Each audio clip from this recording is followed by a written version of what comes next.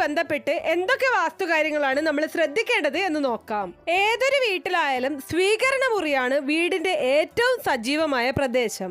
നമ്മുടെ വീട്ടിലേക്ക് ഒരു അതിഥി വന്നു കഴിഞ്ഞാല് നമ്മുടെ വീടിനെ കുറിച്ചുള്ള ഒരു മതിപ്പ് അവർക്ക് സ്റ്റാർട്ട് ചെയ്യുന്നത് നമ്മുടെ ലിവിംഗ് റൂം തൊട്ടായിരിക്കും. അതുകൊണ്ട് തന്നെ സ്വീകരണ മുറി എപ്പോഴും നമ്മൾ നീറ്റ് ആൻഡ് ക്ലീൻ ആയിട്ട് സൂക്ഷിക്കാൻ ശ്രമിക്കണം. വീടിന്റെ മുൻഭാഗമോ സ്വീകരണ മുറിയോ കിഴക്ക്, വടക്ക് അല്ലെങ്കിൽ വടക്ക് കിഴക്ക് ദിശയിലായിരിക്കണം.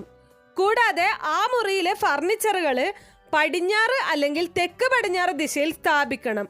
ഇങ്ങനെ ചെയ്താൽ നമ്മുടെ വീട്ടിൽ വാസ്തുദോഷമില്ലെന്ന് ഉറപ്പിക്കാം. അതുപോലെ തന്നെ സ്വീകരണ മുറിയിലേക്ക് ഫർണിച്ചറുകൾ പർച്ചേസ് ചെയ്യുന്ന സമയത്തും ശ്രദ്ധിക്കേണ്ടതായിട്ടുണ്ട്. വിചിത്രമായിട്ടുള്ള ആകൃതിയുള്ള ഫർണിച്ചർ കഷ്ണങ്ങൾ ഒഴിവാക്കുന്നതാണ് നല്ലത്. ഒപ്പം തന്നെ സ്വീകരണ മുറിക്ക് പോസിറ്റീവ് നിറങ്ങൾ തിരഞ്ഞെടുക്കാനും ശ്രദ്ധിക്കണം.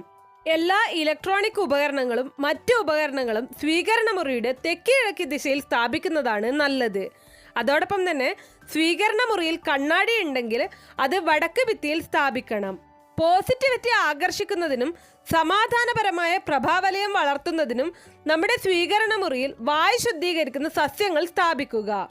എല്ലാത്തിനും പുറമെ സ്വീകരണ മുറിയിൽ വടക്ക് കിഴക്ക് അല്ലെങ്കിൽ വടക്ക് കിഴക്ക് ദിശയിൽ ഒരു ഫിഷ് അക്വേറിയം സ്ഥാപിക്കാം.